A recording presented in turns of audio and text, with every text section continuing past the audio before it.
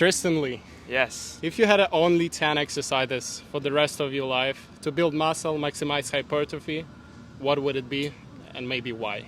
10 exercises, okay. Squat, bench press, deadlift. Okay, like maybe logic behind. Squat, I'd like to choose any sort of compound movements just because I find that you're able to get the most muscle groups working, and you're also able to build stabilizing joints, ligaments, all of this sort of stuff. So even from a longevity perspective, it can be good to work in those different ranges.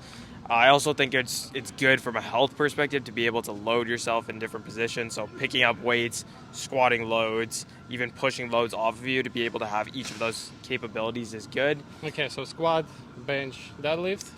Pull-ups are very good for hypertrophy because you can overload your lats, especially in the eccentrically damaging position. So there's a lot of load as you come down. So if you really load the eccentrics, that's extremely positive for back development and hits the entire back as a whole. So pull-ups is probably my next one. I would say,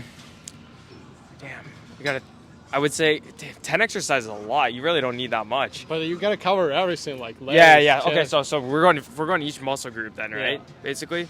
So some sort of calf raise. I would say probably just a normal standing calf raise would be ideal because you can overload it the most. Machine or dumbbells or? I would probably just do machine because it's easiest. If you don't have machine, you could do set up with a barbell on top of a plate and just use that instead. For biceps, I would go dumbbell bicep curl, just simple, effective, and then I do dumbbell instead of barbell just so that you don't have any sort of imbalances between arms. How do like alternating? I usually won't do alternating just because I find that there's too much variance, and if you don't standardize your technique week over week, it's difficult to assess progressive overload for hypertrophy purposes. So if I can do both at the same time, then ideally that's ideal. And underhand, right? I'll supinate and then I'll let my arm go into the fully lengthened position.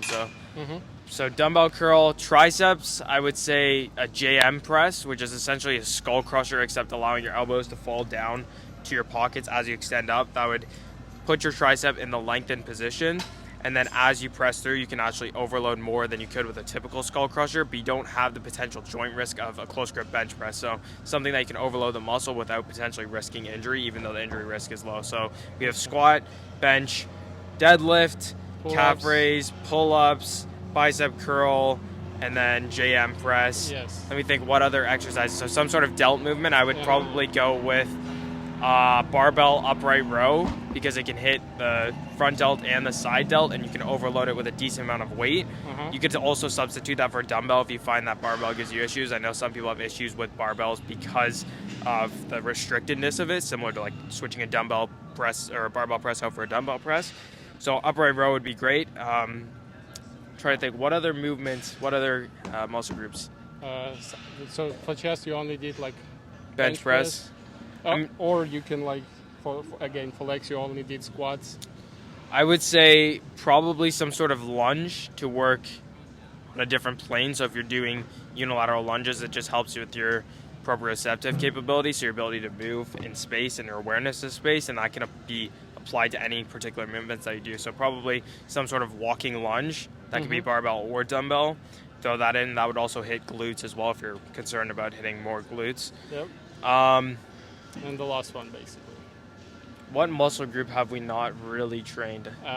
Abs. Yeah, there's like. I would say a cable crunch is the best ab exercise if your goal is hypertrophy, because your goal should be spinal flexion. A lot of people, when they think ab work, they'll do hanging knee raises or they'll do planks or something that doesn't actually involve spinal flexion. But the actual function of your abdominal muscles is to flex the spine down like this. So if you can grab a cable and overload that, then you'll actually be training the ab musculature rather than just training your core to brace and stabilize in certain positions.